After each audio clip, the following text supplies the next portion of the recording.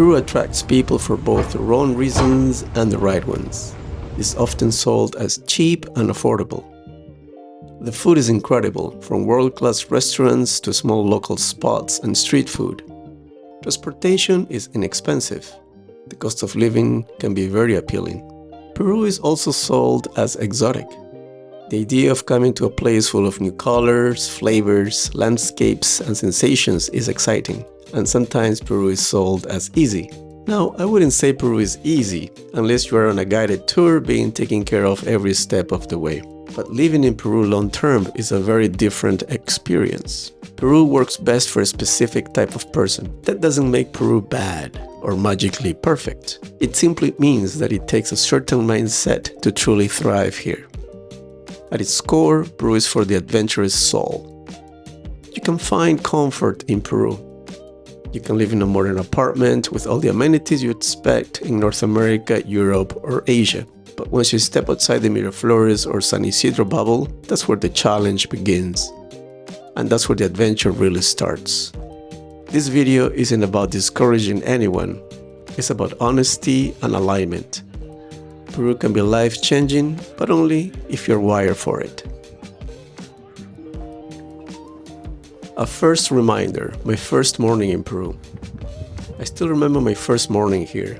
I woke up to a tremor. It wasn't scary, it was gentle, almost subtle. But it was a reminder. I had traded snowstorms and long Canadian winters for summer heat, and for a country that was quietly saying, "This place is different." It wasn't a warning. It was simply part of the trade-off. And that moment stayed with me. Adventure versus comfort. If you're thinking about living abroad long-term, maybe retired, semi-retired, or becoming a snowbird, there's a simple question you need to ask yourself. Are you willing to be uncomfortable? If your answer is yes, you're already halfway there. Peru works well for people who don't need everything to function perfectly. If you're searching for precision, predictability, and systems that always work exactly as expected, Peru can feel frustrating. Friction is part of the deal here. Traffic, noise, delays, unexpected changes. If you expect systems to function like Canada or the US, daily life here may feel difficult. If you need predictability to feel safe, Peru might not be the right fit. And if inefficiency frustrates you quickly, Peru will test your patience, and often. I spent most of my life in Canada, a country built on order and predictability. I also lived in Japan for 5 years, where safety and structure are deeply ingrained. Living in places like that shapes you, and Peru still challenges me every day. But I accept that challenge. It keeps me alert, it keeps me adapting, it keeps me learning. Peru rewards curiosity, not control. Quick pause here. If you're thinking seriously about living in Peru or staying long-term, not just visiting, subscribing to this channel will probably save you time and frustration. That's what this space is for. Leaving the comfort zone daily. Living in Peru means stepping outside your comfort zone almost every day. Language barriers are real. Bureaucracy is part of life everywhere. But in Peru, it requires patience and persistence. Sometimes it's minor. Other times it feels unnecessary. I've been told I couldn't enter the country while sorting out my residency, only to be allowed in later. I've been told I needed witnesses for approving ID, only to be told I didn't need them after all. Long lines at banks, government offices, corporations. Transportation requires awareness. Some days it's smooth, other days just getting from point A to point B becomes part of the experience. Lima is dense, noisy, and chaotic. Like many large cities, outside of Lima, Peru offers different rhythms, but unpredictability still exists. In North America, comfort is built into life. I like that comfort, and I miss it sometimes. But Peru plays a different game, and once you accept that, things begin to make more sense. In Peru, comfort is something you actively create.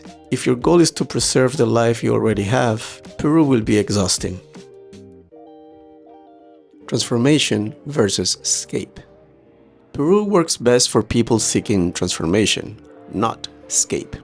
As we get older, life carries weight. Aging parents, career uncertainty, financial pressure, health questions. I've had moments here where I missed the order and predictability of Canada.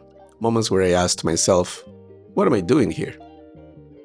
But I'm familiar with culture shock, and in this case, reverse culture shock. And when those moments came, the reasons were clear. Lower cost of living, the ability to travel, and the opportunity to challenge myself mentally and physically while I still can, not waiting until later. Peru offers a third act, not an easy one, but a meaningful one. A chance to explore, to break routines, to learn about yourself in ways comfort never allows. But Peru is not a place to run away from problems. Solve what you can back home, then come here to live differently. And don't come expecting to recreate your old life at a lower cost. Yes, you may spend less, depending on lifestyle. But Peru works best when approached as a new chapter, not a discounted version of the old one. Personal growth here is inevitable. More patience, more awareness, more humility, more curiosity. Peru doesn't hide your weaknesses. Peru doesn't fix you. It exposes you. And if you let it, it makes you stronger. If this way of thinking resonates with you, growth over comfort, experience over ease, you're exactly who this channel is for. The mental and physical reality. Every part of Peru asks something different of you. Lima brings sensory overload, traffic, noise, density, but you can still carve out peace. A walk along the Malecon, a quiet park, a routine that grounds you. Cusco adds a physical dimension.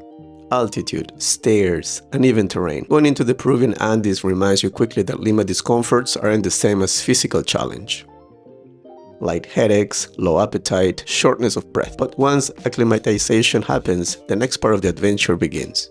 Hikes, ruins, small villages. Cusco challenges you physically and reminds you of what you're still capable of, regardless of age. The jungle brings heat, isolation, and logistics. None of these environments are passive. Even paradise demands energy. Who struggles most? Peru is not a good fit for people who need constant convenience. Convenience exists here, but it often comes at a cost. If you expect things to be intuitive, Peru will confuse you. Sometimes multiple people are involved in simple tasks. That's just how things work. If you're unwilling to adapt culturally, Peru will feel frustrating. Remember, we adapt to the host country. The country does not adapt to us. And money alone does not solve these challenges. This isn't judgment, it's alignment. Who thrives? Peru works beautifully for people who are reflective, for people who are patient, in lines, in conversations, in unexpected situations, for people who value experience over ease. I've had moments where politeness, patience, and calm make situations move quickly, including being escorted by police at an airport while waiting to board a flight. Nothing dramatic, just reality. Your home country isn't going anywhere. You can always return to predictability. But if you're open to being changed, Peru gives generously. If you're looking for comfort, there are easier places. If you're looking for growth, Peru delivers. Peru isn't for everyone, but for the right person, at the right moment in life, it can be deeply rewarding. If you want to keep exploring what life in Peru is really like, the trade-offs, the challenges, and the possibilities, I've linked a couple of videos on the screen that build on this. Thank you for watching. This is Victor. I'll see you in the next one.